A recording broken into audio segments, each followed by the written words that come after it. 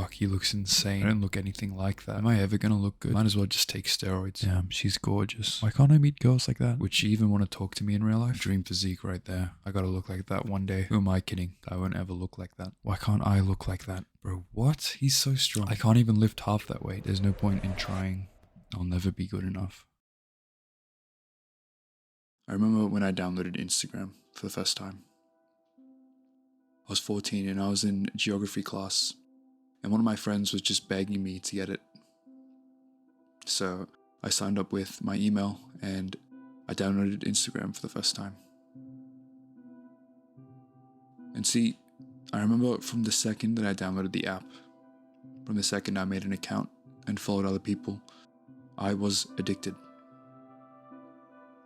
It's weird to admit this now, but I remember in that same class where I downloaded Instagram, I ended up getting my phone confiscated because I was just so sucked in to the app. You know, it was a whole new world for me. See, social media kind of seems innocent at first. You know, you're in the loop. You can see what other people are doing. You can see what posts they're liking or what they're posting. And it's a really easy way to make mutual friends. But in recent years, the true nature of social media has begun to show. It's evolved into something more harmful than we could have ever imagined.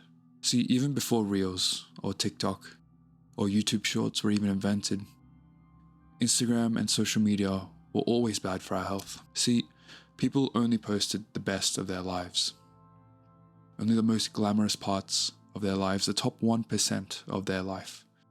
The vacations that they would go on, the amazing physique that someone had at the beach, let's say, after shredding down for so long. Posts like that would blow up all the time, and especially the ones with beautiful women.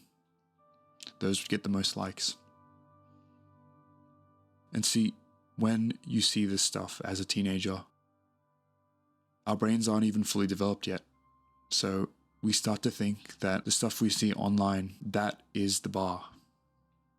You know, we start to expect these things of ourselves. I know as a guy, I always wanted to look like the hot TikTok boy that would pop up in my Instagram feed, but it would lead to unrealistic expectations, both for the poster and for the viewer. See, the poster feels the need to maintain the perfect version of their life for social media. And the viewer, aka you or me, just some 13 or 14-year-old kid that saw this post, feels the need to raise their expectations. You know, it happens mentally, it happens subconsciously, but you think, wow, this looks amazing. Why can't I do that? Because we could achieve anything, right? So we develop these unrealistic expectations of someone we've never even met in our entire life just influencing us like that. And that's not even mentioning the fact that YouTube Shorts and TikTok and Instagram Reels all shorten our attention spans. You know, short form content has made a big rise in the industry for the past maybe 2 or 3 years. But with this increasing production and the shortening of video formats, we can now speedrun our way to unrealistic expectations for ourselves. You know, I could probably scroll through my Instagram right now and find 4 amazing physiques that I could compare myself to. And when I fall short of these expectations, what am I going to resort to? Plastic surgery, steroids, things that shortcut my way into achieving this unrealistic expectation, which is the top 1% view on someone else's life. It's no wonder that steroids are so common in teenagers nowadays. The rise of short form content, in my own feed I get Breed Divinity athletes just flexing their muscles and being like, weakest 15-year-old. Like, when I was 15, I was fat, I was overweight. And if I saw that when I was 15, I would really hate myself because I would expect that I could do that as well. If it's just the average 04. Now, it wouldn't be one of my videos if I didn't tell you how to counter this. You know, what's the solution to social media addiction and unrealistic expectations of yourself? You know, we've fallen this far into the rabbit hole. How do we start to get out? And see, the first step that I think everybody needs to take is to practice meditation. Don't click off the video, okay? I know meditation might seem outlandish, like only people that do yoga do meditation, but it really helped me develop awareness around the problems that I had, which caused me to fall into the social media loopholes. See, most of the time when we use social media, we're trying to avoid a feeling, or it could be better said that whenever we go on our phones to distract ourselves, we're trying to avoid a feeling. For example, it could be boredom. We're trying to avoid boredom. Or you could have just screwed up a handshake with your best mate and just want to forget about it, so you quickly just check your phone. Or it could run deeper. It could be something like depression or anxiety, and you're trying to flush out the feeling by going on social media and scrolling a little bit, getting that little dopamine hit and feeling a little better. But see, whatever it is, meditation helps you outline these thought patterns that kind of bring you back into this habit, this unhealthy habit of raising your expectations. Hey guys, I just got up and I realized I made this meditation video without ever teaching you how to meditate. So I wanted to do a quick guide. I'll probably do it in voiceover here, but I'm just going to meditate a little bit, about 5-10 minutes. So with meditation, step 1 is to get comfortable. Make sure you're sitting in an upright position, either with your legs crossed or in a chair, something that you can hold for maybe about 5 to 10 minutes without feeling any discomfort. Step 2 is you want to close your eyes. So the whole essence of breathing meditation is to focus on your breath as it comes in and then as it goes out. So step 2 is to focus on your breathing. So you'll notice once you start focusing on your breathing that your mind is going to wander. Because this is the first time you're kind of exercising your awareness muscle, there are going to be several different thoughts that come in. This is stupid. Why am I doing this? Especially if it's your first time meditating. But you need to acknowledge those thoughts and bring your awareness back to your breath. That is the whole practice of meditation. So you're going to do this for about 5 to 10 minutes straight, every single day at whatever time suits you best.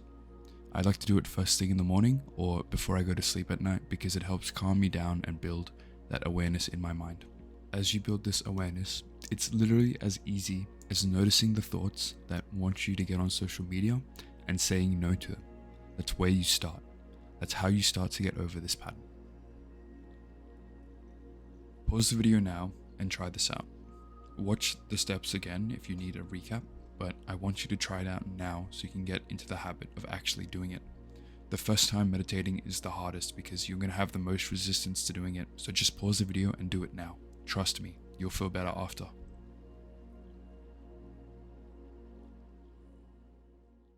For example, let's take me as a case study. I already told you that I was addicted from the first second that I used it when I was in year 7 in geography class.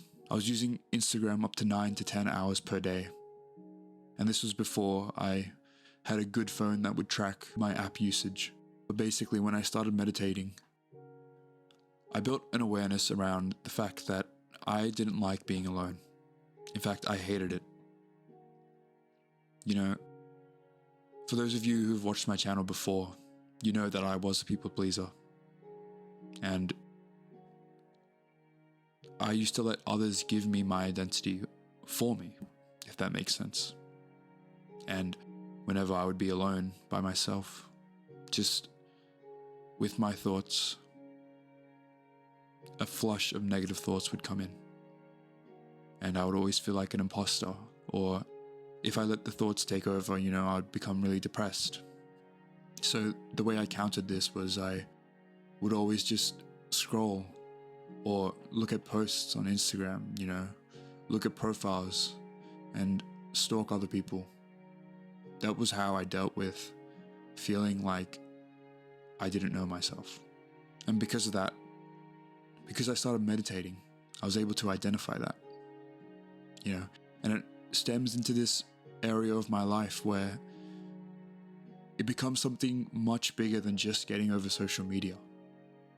Social media addiction is a symptom, sometimes, of something greater that's going on in the background, I needed the distractions of video games and social media to keep me from really discovering who I was, to build myself through these negative thoughts that I was getting. And it stopped me from a lot of things, It stopped me from finding out who I was as a person. It stopped me from breaking through this people-pleasing habit that I always had. Sometimes you need that negative self-talk to really build up the energy to go against whatever's going on in your life at that moment. But I resorted to just flooding it out, to keep doing stuff, to study, to play video games, or to go on Instagram, and to do everything I could to avoid my problems.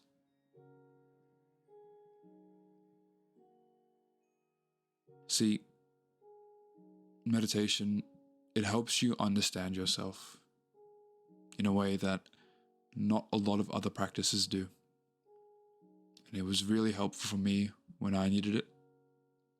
And if you're addicted to social media, I really recommend that you use it.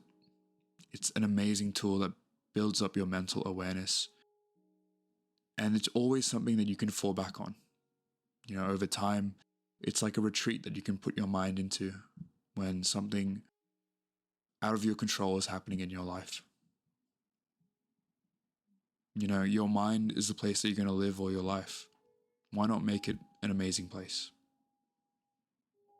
And stop scrolling social media. If you found this video helpful, my name's Lahiru. I make self-improvement content, I guess, for someone who was like me when I was younger. It sucks to hate yourself. So, meditate and start loving yourself. Okay?